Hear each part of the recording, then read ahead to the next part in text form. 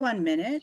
Feel free to drop into the chat where you're calling in from and how you found out about the program.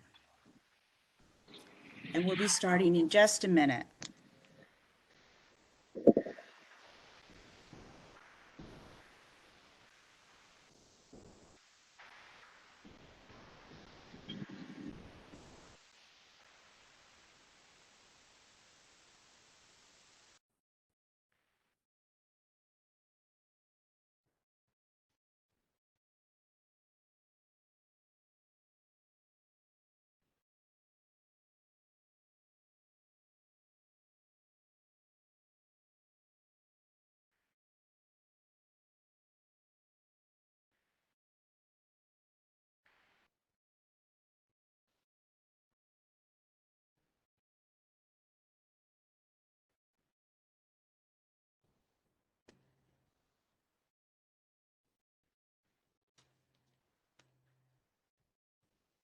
All right, I've got 7 o'clock.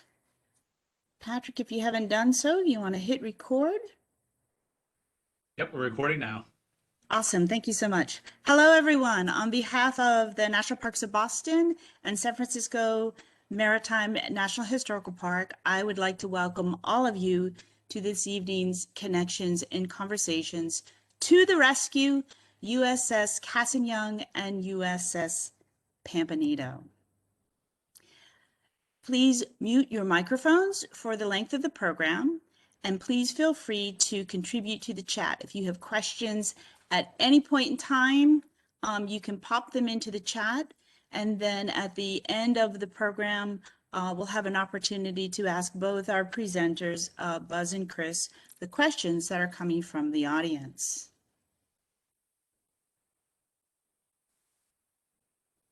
And Chris, who's joining us from San Francisco Maritime, I will hand it over to you. Well, thank you very much. Yes, my name is Ranger Chris. I'm joined with Ranger J.R. Ernest on the camera today. We're here at the USS Pampanito, which normally is at Pier 45 in San Francisco itself, but we're actually over in Alameda at the Bay Ship and Yacht Shipyard because Pampanito is in dry dock. It's in a floating concrete dry dock right now. So JR is going to give you some quick views of that so you can enjoy a very unusual circumstance of a big submarine out of the water. But before we get to the actual story of Pampanito's rescue, I'll give you just a little bit of background about U.S. submarines operating in the Pacific during World War II. That'll be important for the context of the rescue. But generally stated, U.S. submarines typically would operate behind Japanese lines in Japanese-controlled water. Very often, this meant that they would go on war patrols, very often alone, but in some cases, including Pampanito's experience with a wolf pack. And that was a loosely coordinated group of submarines patrolling the same area of water. But the goal when you went on war patrol was primarily to target Japanese merchant ships. So cargo ships, oil tanker ships, those kinds of things, because Japan was an island nation. So the goal with the U.S. submarine campaign was to prevent inflow of material into Japan and the outflow of war goods towards the battlefronts. Being an island nation, you're really trying to isolate it in that way. And by the end of the war, U.S. submarines had sunk more than 50% of all Japanese shipping. So this really was a war-winning technology as well as strategy. But going on these war patrols, in many cases alone, meant that you pretty much didn't have any friends. You were out there behind Japanese front lines, and even if you were coming and going from your base, you had to be leery of your own forces as well. The general practice being to shoot first and ask questions later. There's in fact at least one recorded case of a U.S. submarine that was sunk by a U.S. ship. So we're talking danger throughout the entire war patrol. Even outside of an actual combat situation, we're talking about high levels of stress and anxiety throughout the patrol. And for that same reason, these submarine sailors on these patrols, they look towards each other in terms of support and getting the job done. While you're out on patrol, likewise, you generally did not use your radio. Even if Japanese picked up your radio transmission, they might not be able to understand what you're saying because of the codes you're using. that could perhaps triangulate you and send out air or surface forces to hunt you down. So we're talking just stress throughout the whole thing. It's all about keeping quiet, getting on with your job, and getting back home. So that's kind of the overall idea of what U.S. submarines were doing out there during World War II. And one of the questions I've got for Buzz, in fact, is how this kind of compares with some of the surface forces of the U.S. Navy during World War II. So Cassie Young being a destroyer, what were some typical operations, Buzz, that destroyers of the time might be involved in, and how does that compare with being on war patrol in a submarine? Well, Cassin Young is a Fletcher-class destroyer. They built 175 of them during World War II. They're small, sleek, fast, and unarmored warships. They also didn't like to use radio a lot because radios could be cross-triangulated and then be attacked. But normally, Cassin Young would operate as an escort ship for task forces, convoys, and other naval ships that don't have as much protection. If you want to go ahead and put my slide up, Maria, and starting with number 1. What she did in operating with task forces was multiple weapons systems aboard to conduct operations for anti-aircraft, anti-submarine, and naval gunfire support for supporting landings by the Marine Corps. They also would participate in raids on enemy territory, rescue downed pilots. Transferring the pilots back to their ships was a big deal because normally a destroyer would not have an ice cream plant, but an aircraft carrier did. So they would exchange the pilot for enough ice cream for the crew.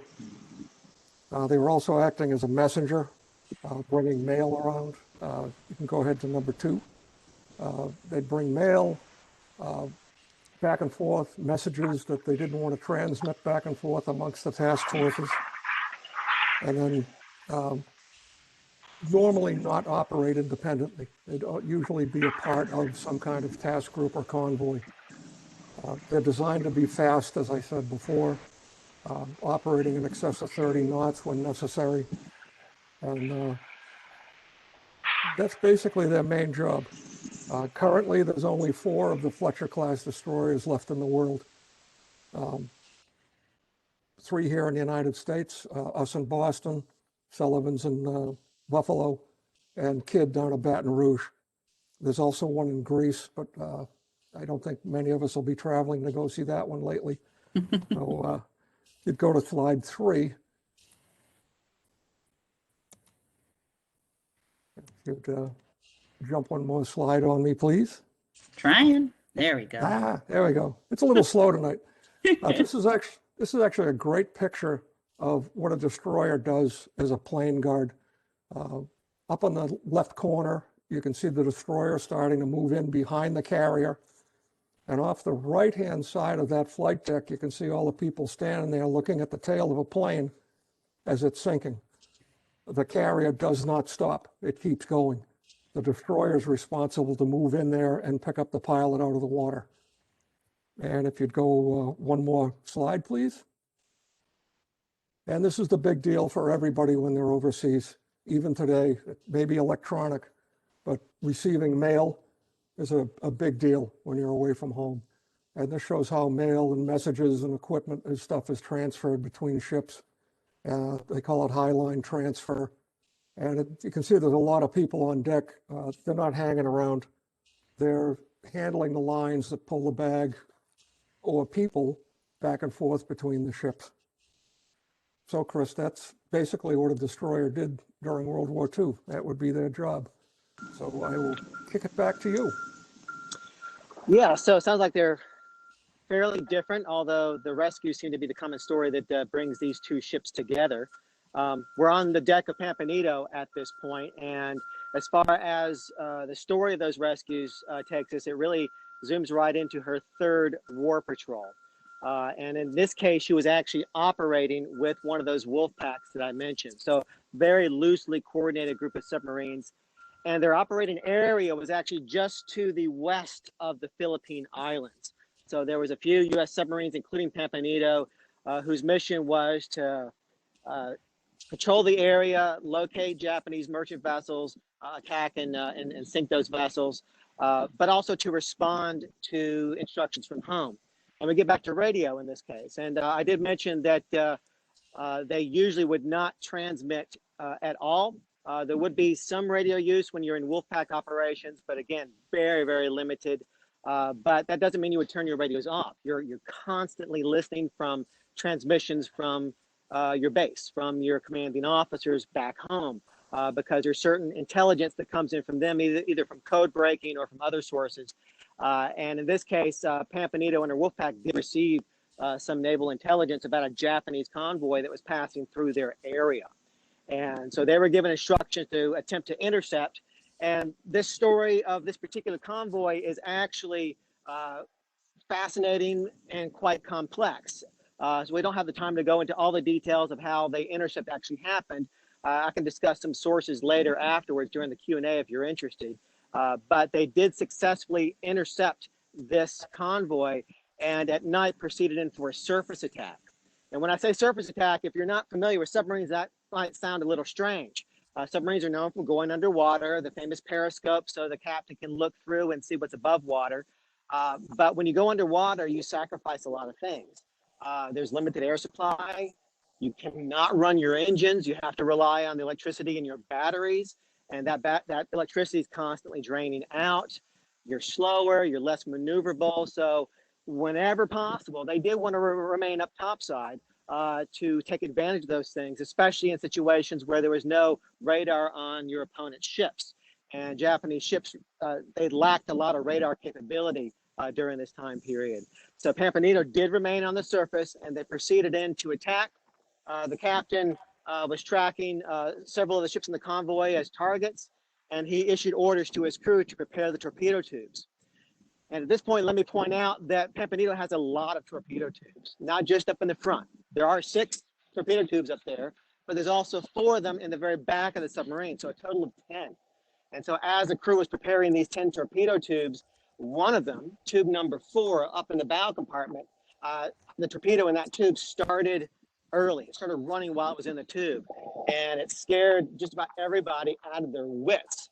But the captain gave the command to secure that tube as quickly and as well as they could, which they were eventually able to do, and then they proceeded with the attack, although at this point only 9 torpedo tubes instead of the 10.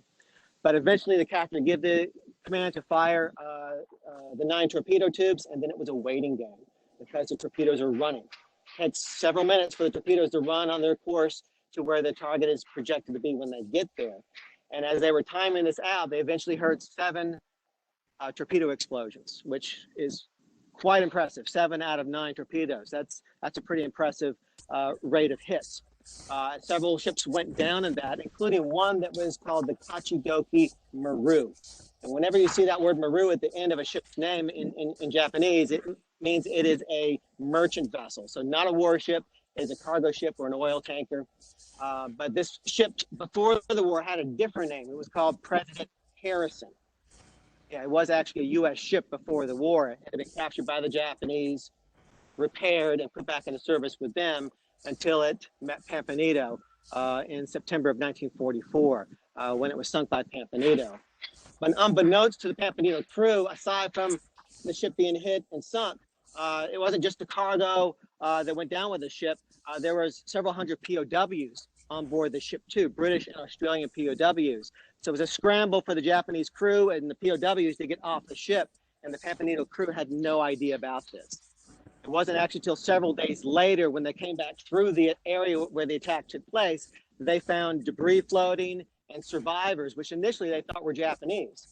So the captain ordered his crew topside with weapons, rifles and whatnot, because they thought that these were Japanese survivors. And it wasn't until they got close enough that they heard one of them shout back at them something to the effect, "First you Yankees sink us, and then you come back and shoot us."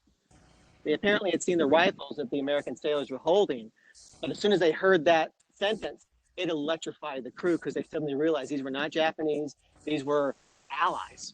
And it just changed everything. And at this point, JR, if you can pull up one of those photos, the first one there, JR is going to pull up and show you a photo that was actually taken on board the submarine from right about this location right here as they began an unexpected rescue operation. So when that photo pops up, what you'll see is several of the POWs in the water being pulled up onto this deck where JR and I are located. And they immediately started to try to clean them. I mean, they're covered with a lot of oil from the sunken ships, but also not to take too much time doing that, to clean them a little bit, but to get them down below deck as soon as possible because they're worried about airplanes, Japanese aircraft attacking them, and they don't want anybody topside that doesn't have to be if they have to crash dive. But Buzz, that's how this rescue came about. It was totally unexpected, but it electrified the crew and totally changed their feelings about how their mission was going, what their mission was at that point. It was totally unexpected. So to pass it back off to you, I'm really curious as to how does this compare with Cassie Young's rescue? Was it unexpected, or was it something that they could have guessed at? How does it compare with what Pampanito went through? As we said, Cassin Young's normal operations included getting rescue pilots from out of the water. So they were used to rescuing small amounts of folks from the water. On this particular day, October 24th of 1944, they were operating as part of a carrier task group on the eastern side of the Philippines, off the coast of Luzon. And the task group aircraft were attacking Japanese airfields and shore targets. Out of a rain squall, which as you can see off in the distance here, a Japanese group of aircraft came and started coming in to attack the USS Princeton, which is the ship here in the middle. It's a light carrier, not a full-blown fleet carrier, but a light carrier, smaller and faster with not as many aircraft.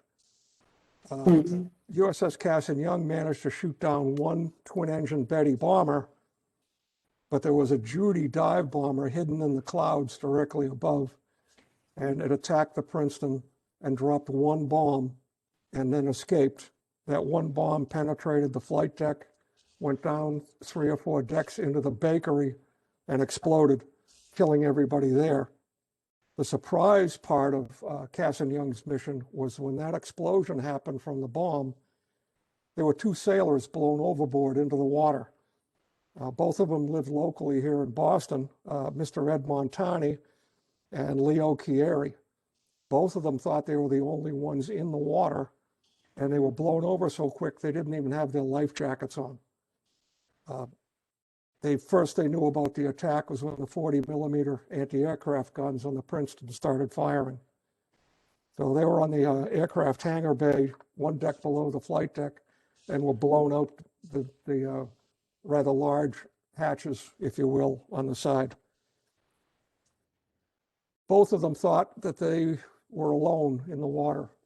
We do have their letters to one of our volunteers, Steve Briand, and they talked about how lonely it is to all of a sudden find yourself in the water alone. They didn't realize that they were seen going overboard. And if we could go to slide 7, please, Maria. It's a unit on these ships called TBS, or Talk Between Ships. This is the unit that's on the bridge of the USS Kidd. That's a World War II set. The one on Cassin Young has been modernized in the 1950s, so it doesn't look anything like this. But they both are ultra-high frequency radios, UHF, and very short distance. If we could go back 1 slide quickly, because I jumped ahead of myself. This shows the USS Irwin, another Fletcher destroyer, alongside the Princeton. And on the other side of Princeton is the USS Morrison, who's stuck underneath the flight deck and the exhaust stacks. They pulled in right next to the Princeton to start rescuing sailors because the captain had ordered different phases of abandoned ship while they're trying to control the fires, which are spreading because of all the aviation fuel. The Irwin would rescue in excess of 100 folks alongside. They'd have to pull away because they couldn't take any more, and Cassin Young started to move in. So if we could skip ahead back to 7A. There we go. The talk between ships, this is the log that they would keep in the radio. This is Cassin Young's log that was being typed as the incident happened. And you can pick out on the left-hand side in the middle that they're being told to go in and rescue the two sailors that are in the water. It's fascinating to read this whole thing. It's all in code. And I thank Chris for getting me this stuff, but Cassin Young is Clinker.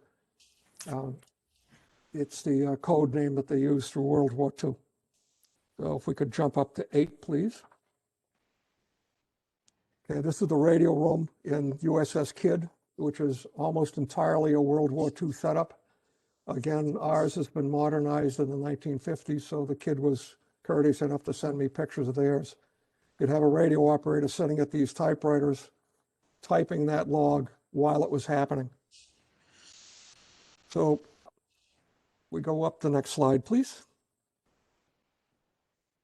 Cassin Young was attempting to move in when Ed came up to the bridge and told him that where the fires were was right at an impromptu magazine containing torpedoes for the torpedo bombers and bombs. Cassin Young backed off as they weren't being that effective because they were a smaller ship. And the USS Birmingham, a light cruiser, moved alongside to assist in the firefighting.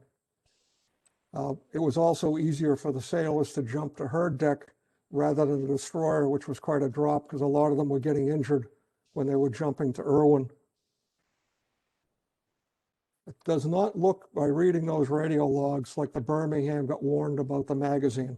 Apparently, it slipped through the cracks. And what ended up happening is the fires got bigger. And if you go to number 10, please. You can see the Birmingham is now coming next to Princeton. They've got firefighting gear getting set up to move in. By the way, most of these pictures were taken by the Cassin Young and Dr. Levesma, who was the unofficial ship's photographer. So at this point, the Birmingham is now alongside. They've pulled in right next to the ship, and they're starting to fight the fires. And the destroyers have been ordered to start picking up the sailors from the Princeton out of the water, as it's safer to jump into the water than it is to try to leap onto a moving ship. Many got injured or wounded or killed trying to do so. So they just had them jump into the water, and then the destroyers started moving in. If you can jump again, the next slide, number 11. The inevitable happened. The U.S. Princeton exploded with the Birmingham alongside. It caused a horrendous amount of damage to both ships, lifted the elevators and the flight deck almost completely out of the ship. And as you can see on the picture on the right, caused an extensive amount of damage to the USS Princeton. At this point, the captain orders a full abandonment of the Princeton. The Birmingham moves away to start treating her own wounded and killed. And just an interesting note about this particular picture before we move to the next one. The blue arrow in the right-hand picture points to our volunteer coordinator, Steve Breon's father, who was aboard that day. And you can see him looking out of that gun tub up next to that stack. And you can see the shrapnel holes throughout from the explosion and the damage. If we go to number 12, please. Cassin Young launched a boat. They started picking up survivors out of the water. Again, this is taken by Dr. Levesma. What they would do is get the sailors, fill the boat up, come back to Cassin Young, and if you jump one more slide, please. They'd then jump off the lifeboat and swim to the side of Cassin Young so that the boat didn't have to delay. They could just go get more sailors. So they just kept repeating this and repeating this. So the guys would jump off the Princeton, get in the water, get onto a boat, then have to get back into the water and swim over to Cassin Young, whose sailors were all along the side with lines, and you can see a life ring that was thrown out, and started pulling them aboard. Ed and Leo, our two survivors that were blown overboard, actually helped rescue their shipmates. And if we could jump one more. The Philippines is loaded with sharks. There's a lot of sharks in the water. They are always attracted by this type of incident. So the Cassin Young also had people along the rails that were shooting the sharks and keeping them away from the sailors that were swimming to the side of Cassin Young to be rescued. And this is the executive officer, Mr. Snyder, who was shooting the sharks as the other sailors were getting rescued. So that's about how our rescue came about, Chris.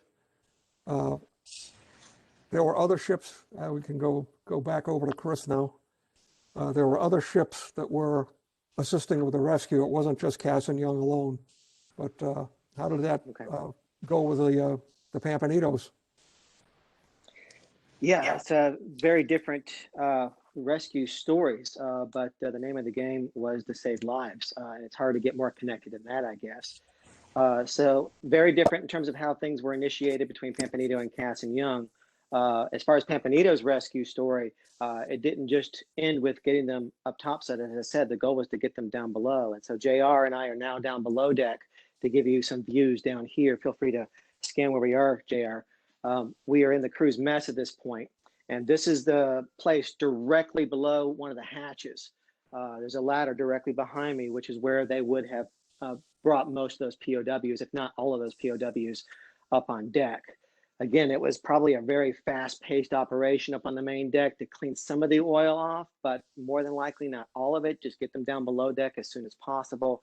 But if you can imagine coming down a vertical ladder, JR and I just did that, and you know we don't do it every day, so we were very particular, very careful coming down. You can only imagine these POWs coming down. Some of them very sick, most of them fairly emaciated, not just from being in the water for several days, but for being POWs since the early part of the war.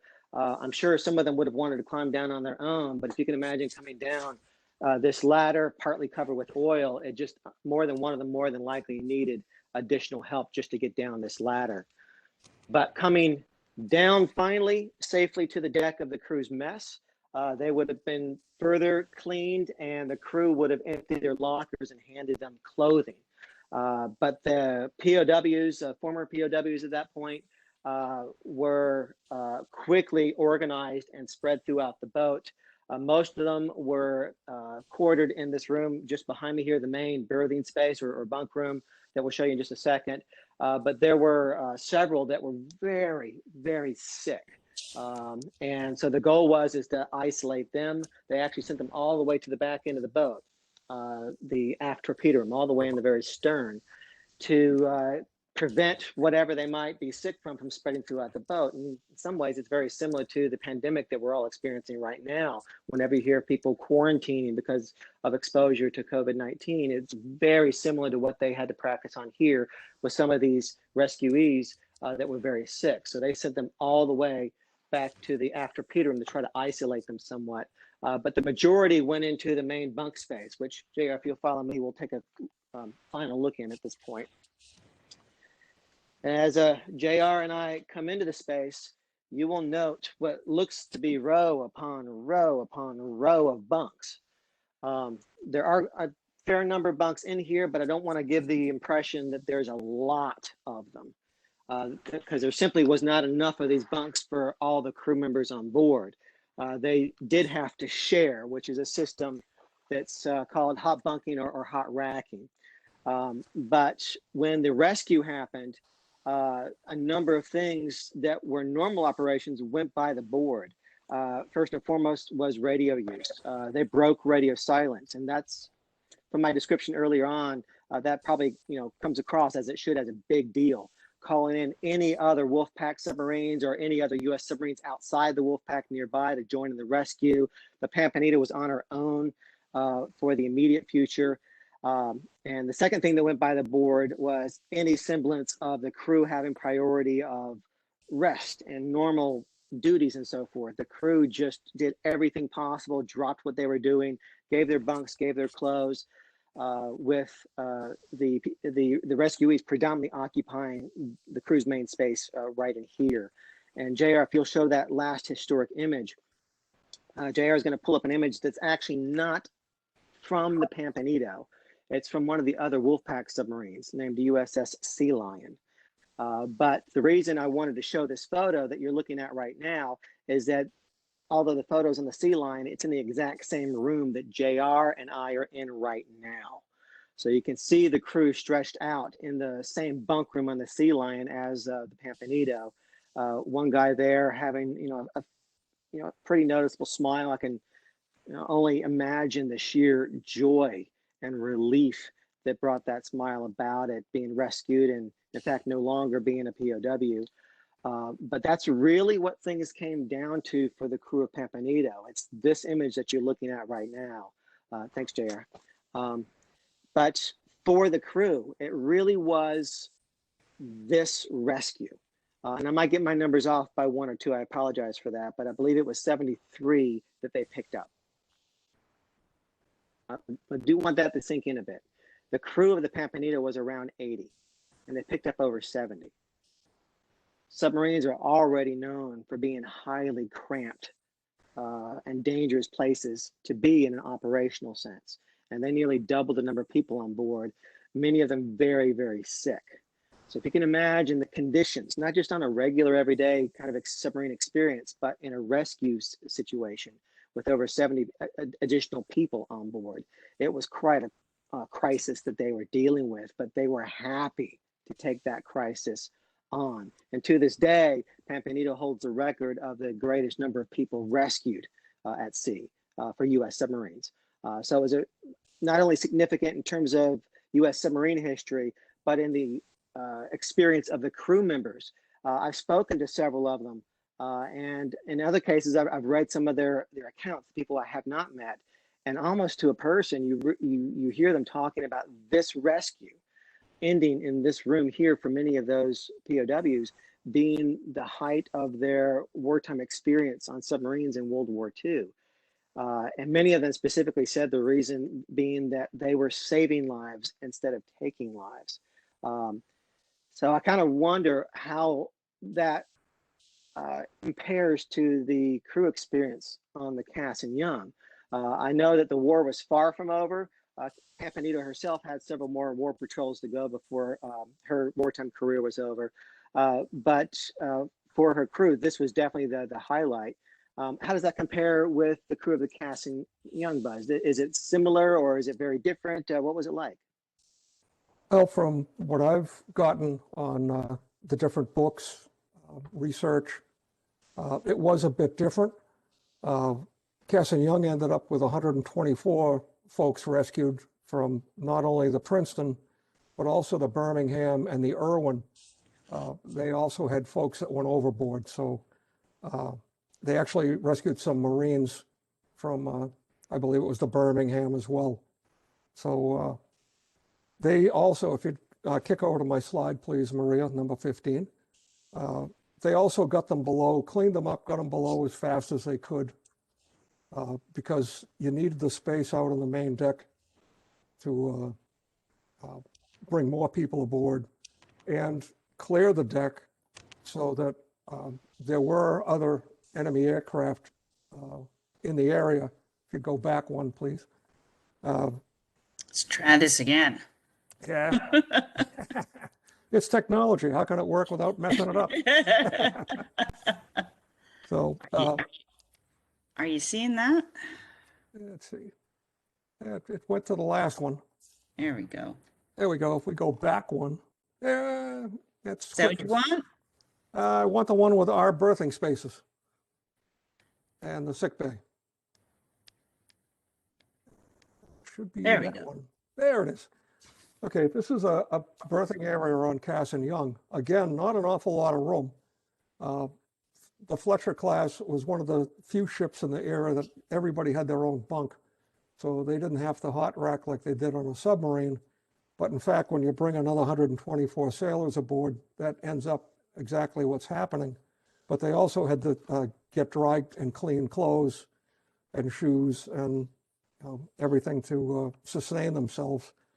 So the crew would dig into their lockers, which are underneath the bottom of the bunks, and dug out all their extra uniforms, shoes, dungarees, chambray shirts, and gave them to the people that were rescued because their clothes were either soaked with oil, damaged, or actually gone.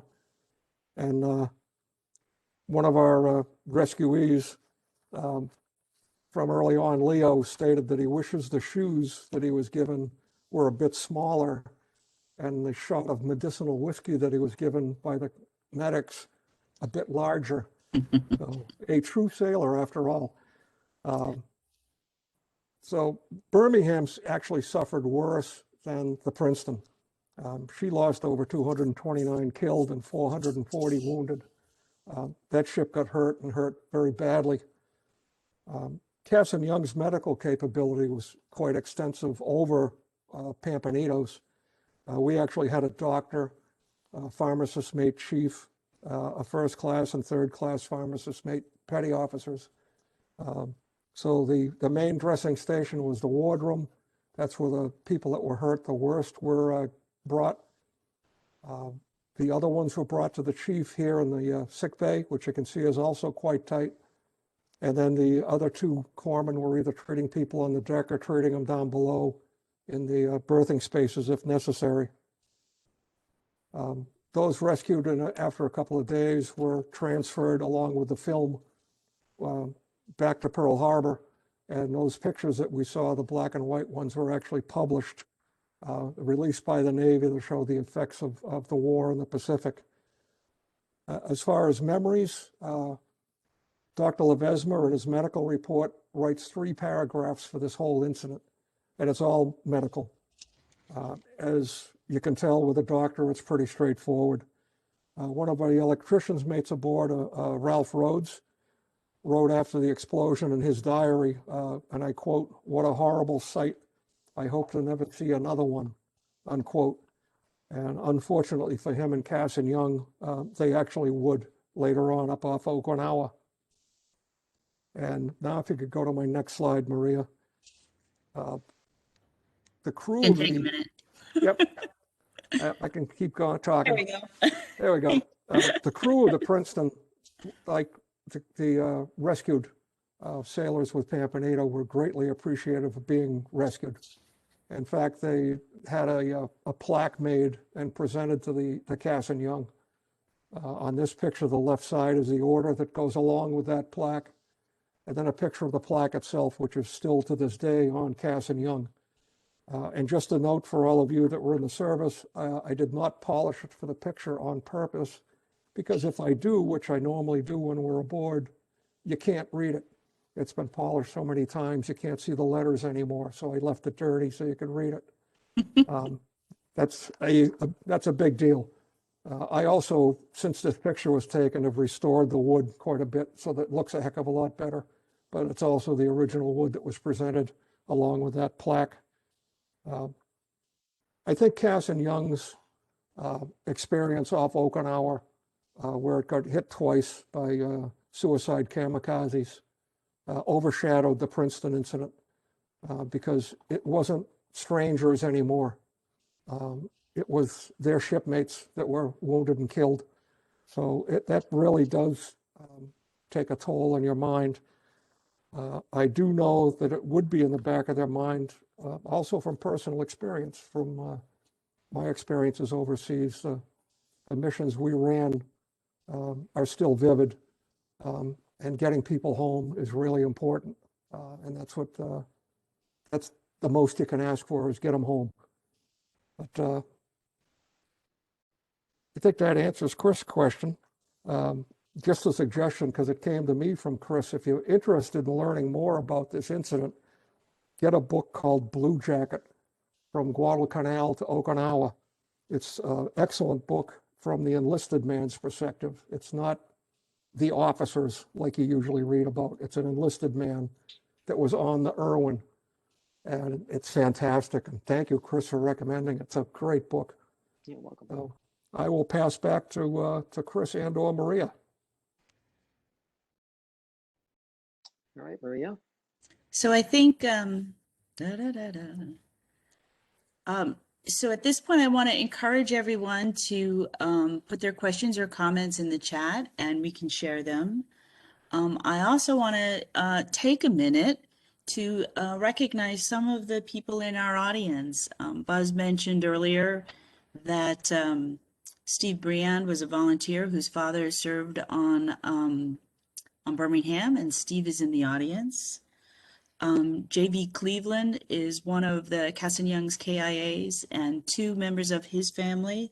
Olivia Hanks, who's serving in the Navy now, is with us tonight, as well as Beatrice Cleveland. And Jerry Phillips, who served on USS Cassin Young in just before she was decommissioned in the late 50s. Jerry, I see you if you want to give a little wave there.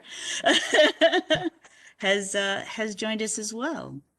Dan, do we have any questions in the chat? There was just one that it says, where did the crew sleep during the rescue? How long were all of those former POWs on board before they were transferred? And where were they transferred? So one contributor, but three questions. So is that Sounds for like that might be Chris? Pampanito, or yeah. That was Yeah. from, I think that was from Ethan, but it's, yeah, I would imagine it's to Chris, yeah. Yeah, so multiple questions, a few different answers there.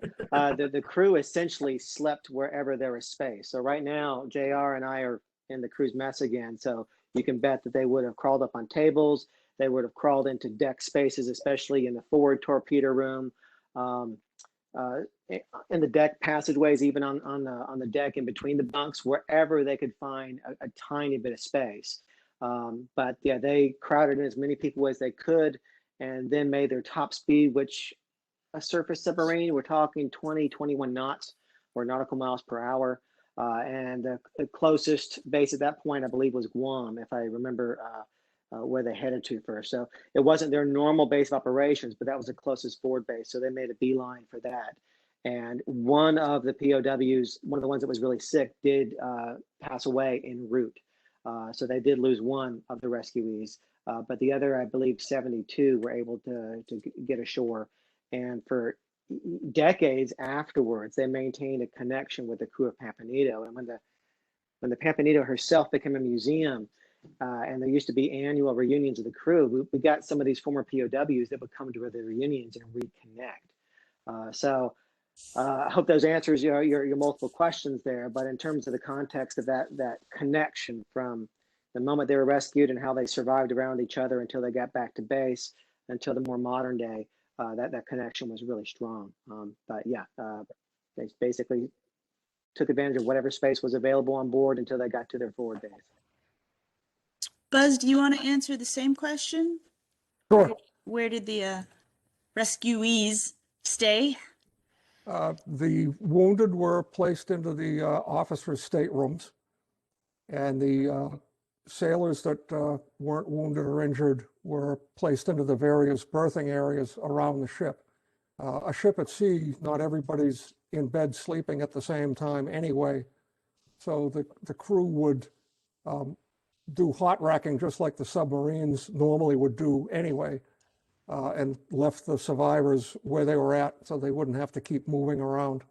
They were on board Cassin Young for 2 days, and the records I've got show that they were transferred to the USS Lexington, which was one of the fleet carriers, which was heading back to Pearl Harbor. So the Cassin Young's rescuees went right back to Pearl Harbor from off the Philippines. And then Cassin Young itself went down to the atoll of Ulithi and rearmed and refitted ammunition, food, water, and fuel. So that answers that question. So Chris, on previous projects, you've talked about how our destroyer USS Cassin Young and its namesake is actually connected to a few different national parks across the country. And I was wondering if you could remind us of what those parks are. Sure, yeah, I'd be happy to. And I'll be full disclosure here. I love the Pampanito, but Cassin Young was my first ship. I did used to work in Boston National Historical Park.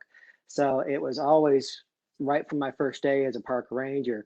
I was just amazed at how often when I researched the ship, how often I saw the name pop up in the Park Service. Cassin Young, being a Medal of Honor recipient during the attack on Pearl Harbor, has a connection to the USS Arizona Memorial out in Hawaii. His ship, the USS Vestal, was moored right alongside the USS Arizona when the ship exploded during the attack on Pearl Harbor. And for his actions there, in particular for saving his ship, the USS Vestal, a repair ship, which was in sinking condition. He was blown off the Vestal and swam back, found it in sinking condition, and was able to get a ship underway and ground it. But that's all part of not only Pearl Harbor generally, but the story of the USS Arizona specifically. So there is a direct connection that Cassin Young, the person, has to the USS Arizona Memorial. But due to his actions at Pearl Harbor, he was not only given the Medal of Honor, he was given a higher profile command, the heavy cruiser USS San Francisco. It's a New Orleans class heavy cruiser. But he wasn't in command very long. I think it was just a matter of days when he took his ship into the naval battle of Guadalcanal. And there was a nighttime surface gunnery battle between Japanese fleet and American fleet. And the USS San Francisco got heavily shot up. The ship did survive, but many of those Japanese shell hits went into the bridge where Cassin Young was, and Cassin Young died that night. So he's got a connection, therefore, to the story of the San Francisco. And today in the national park, which actually our sister park out here in San Francisco, they're called Golden Gate National Recreation Area. Out at the very western edge of the city, there's a place called Land's End, and there is a memorial to the USS San Francisco out there. And there are pieces of the bridge wings. It's kind of like the railings, the windshields of the bridge that extended out on either side that are now part of that memorial. And shell holes from that battle are still in those pieces. So because of that memorial, there is a connection of Cassin Young to Golden Gate National Recreation Area. Last of all, certainly not least, our park, the park that JR and I work at, San Francisco Maritime National Historical Park. We too have a piece of the San Francisco. It's in our collections, it's not on display, but it too is a piece of bulwark from the bridge. It's from the aft end of the bridge, but it too has a couple of different shell holes in it from that battle where Cassin Young died that night. It's relatively small compared to the memorial out at Land's End, but because it's always been a piece of the San Francisco that's been stored inside and protected from the weather, it has the original paint from that night, which is a very grayish, dark green kind of color. So it's very unique from that perspective that it's very well preserved. But that brings several different parks into connection with each other. We've got Boston, which has the USS Cassin Young. We've got the USS Arizona Memorial out in Hawaii that has the story connection to the man Cassin Young. And we've got San Francisco Maritime and Golden Gate National Recreation Area that have pieces of the USS San Francisco when Cassin Young died on board. And even tangentially, not quite as strong a connection, but there is another park out on the island of Guam, which is War in the Pacific National Park, National Historical Park, I believe. And I do believe that the Marianas operations was the first location where the USS Cassin Young saw combat. So you might include that one in there too. But certainly it's just an amazing number of parks that have this connection to the story of Cassin Young. Excellent. Thank you. There actually are a number of people who have some connections to you. Chris, I know you can't see the list here, but your former boss, John Lankos, is listening to you, and your former colleagues, Vince Kordak and Ethan Beeler, are listening to you. Yeah. So, Dan, it looks like we've had a few more questions Yes. added. So if you can go ahead and Yep. bring those up. So this is from Vince, and it says, Chris, do you know how many POWs were on board the ship? Also, weren't Japanese ships carrying POWs supposed to be identified as were hospital ships? Good questions. I've got some answers for you, not total answers. So I haven't researched the particulars of international agreements and what the particulars are, how ships are supposed to be identified. Hospital ships certainly were supposed to be painted in a certain way and lit up even at nighttime. As far as transport of POWs, my knowledge base gets a little hazy, so I'm going to refrain from trying to get into too much detail there. But in terms of the number of POWs, I don't have an exact number for you. The sources I read mentioned several hundred on board the Kachidoki Maru herself. But there were several ships in that convoy. I believe another one was named Rakuyo Maru that were also carrying POWs. So there were many ships carrying many hundreds of POWs. And even though you didn't ask this specifically, I will mention that these POWs have been captured, I believe, after Singapore fell to the Japanese early in the war, and in what was then known as French Indochina had built several railroad bridges, and their experience became the basis for the fictional story Bridge over the River Kwai. There's a book that's out there that's named Return from the, I forget the exact name, Return from the River Kwai, I think it is, but it's all about their experience as POWs, being on these ships under awful, terrible conditions, being sunk by Pampanito and other submarines, and then being rescued. So it's a tremendous story. It's really well documented. When you get down to the specifics of the numbers, that's a bit harder to come by. And my personal limit on the research and preparing for this program, I haven't gotten into the specifics of how POW ships were supposed to be identified or not identified. So I'm a little hazy there. But there's always that question out there is, did the Americans know? And there's no official answer for that. In terms of naval intelligence, just reading some of these things, but from the modern day researcher, it's hard to be convinced that someone in higher naval intelligence did not know about that. So it's not definitive. They might not have known, but it's more than likely they probably did. For the crew on Pampanito, they had no idea. Not until they came back through after the attack several days later. So I hope that kind of broadens the realm of what your questions were about. Sorry I couldn't get to all the specifics there, but hopefully that gives you some context. Okay, and Ethan is hoping that you still have photographs of USS CASSIN YOUNG in your desk drawer. I was thinking about that the other day. I had a whole photo album, but when I moved out here, I don't think I brought that with me. So I didn't throw it away. It is somewhere, but whether it's in a pile in my dad's house or a pile in my mom's house, I'm not really sure. Believe me, I'm desperately looking for it too, and I will scan them and get them to you guys if I find them. And then the last question that we have here is from Merrill, and this is toward for CASSIN YOUNG. It said, didn't some of the crew on the USS CASSIN YOUNG also just set up a pallet on the deck to sleep in the fresh air? So I think that's probably Buzz is going to answer that one. I will defer that would most likely have happened. A lot of these ships, they'd prefer to sleep on the deck because it was so hot and there was no air conditioning aboard as we're used to today. But I don't have any documents to say that. Like with Chris, I don't want to make stuff up. But I do have stuff that says a lot of sailors in World War II in the Pacific would get up on deck whenever they could. I hope that tap dances around it good enough. That's a good soft shoe you got there, Buzz. Oh, yeah.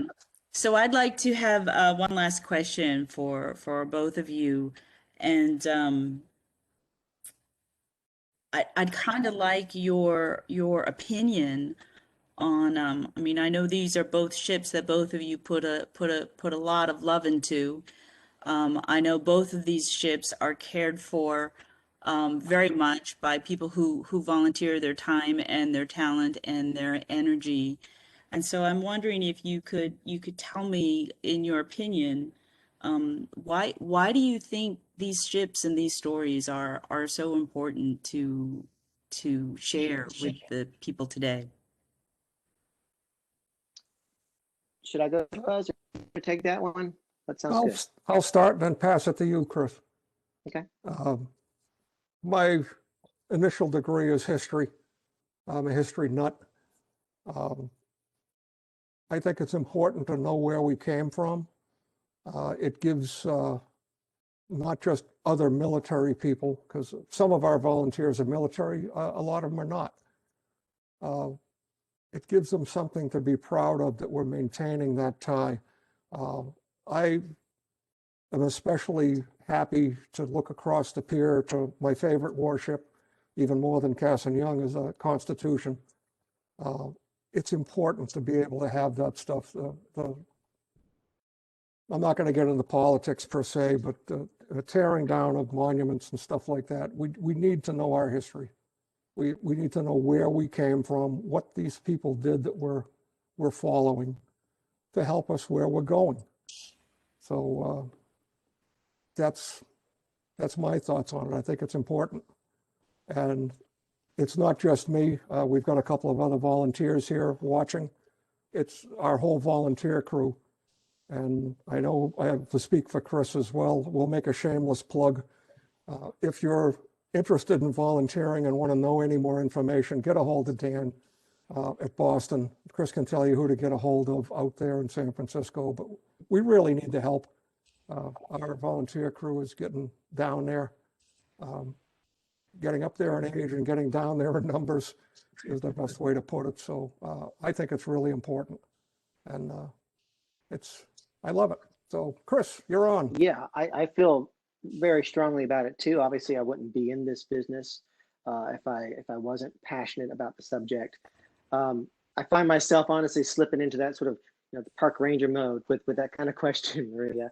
I'm thinking about several of the tours I do, not just here in Pampanito, but on the historic ship collection that we have at San Francisco Maritime. Look us up. We have a whole collection of historic merchant vessels.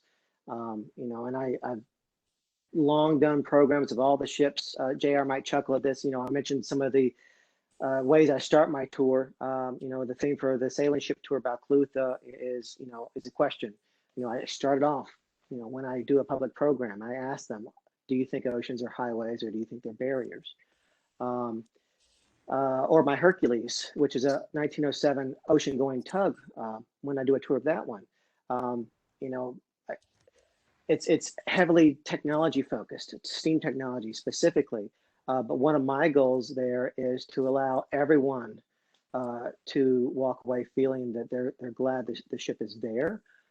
It's not hard to sell it to the people that love that kind of technology, but I strive to sell it to people who don't love that kind of technology, or technology of any sort for that matter.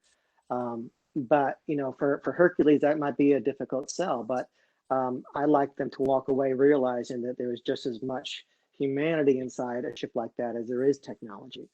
I like for people to realize that there is human experience in every single part of human existence. And in terms of maritime and naval history, that's very much so. And there's not that many places like this around.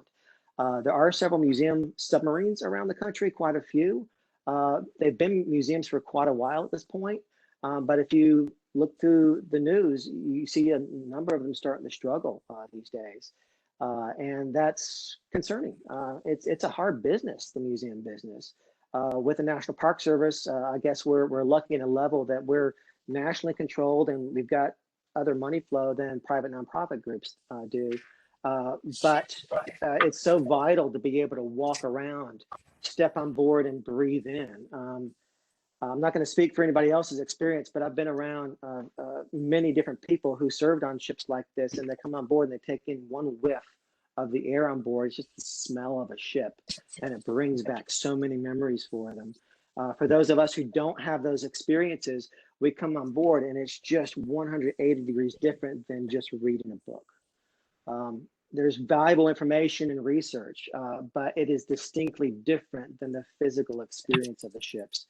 And I just want to do my part to make sure that people can find value in these ships, even if it's not really their thing, but they're glad it's there. Then I think I've done my job, because I think they will find that reading or watching a YouTube video, anything like that, is completely different than walking through and breathing in the air of the ship. I really strongly believe that those are the main reasons why having the actual ship experience is a completely different and highly valuable way that complements the research, but it does not replace it. So I really want to make sure that these ships survive. Thank you. I chip one more thing in, Maria, real Absolutely. quick. Jerry, I see you're here, your former crew. I really hope that we're doing a good job on Cassin Young preserving your home from those years. I know what my favorite ship is gone down at the bottom of the Mediterranean. I'd like to thank the volunteers take care of your home in a proper way. And we appreciate your keeping it up as well as you did, so we could turn it into a museum for other people to enjoy. But thank you. Thank you, Buzz. So Chris, your former colleague Jane Siaka also wants to say hi. So in the idea of keeping history and sharing history, we have two more of our Connections and Conversation programs. On Wednesday, May 12th, we'll be talking about the Minutemen of 1861. And our nation's capital was thrown into chaos and fear when the southern states seceded from the Union. The 6th Massachusetts was quick to respond to President Lincoln's call, but they had to fight to get there. So we'll be teaming up with Washington, D.C. National Defense. I think I messed up the name there. Defense of Washington. Defense of Washington, thank you. And Ranger Dan will be talking about the 6th Massachusetts. And our very last program will be the Wednesday before Memorial Day weekend, Wednesday, May 26th. And we'll be looking at Patriots of Color and connecting with Valley Forge and the Bunker Hill Monument. So many of the contributions of African Americans to the American Revolutionary War are still unexpected and unknown. The story of patriots of African descent is one many individuals working towards a common cause while fighting for various individual reasons. And we'll explore stories from Bunker Hill and Valley Forge. And I would like to thank all of you for joining us tonight. Thank you for your time and attention and taking the time to learn something about two ships that mean a lot to a number of us. Thank you and good night.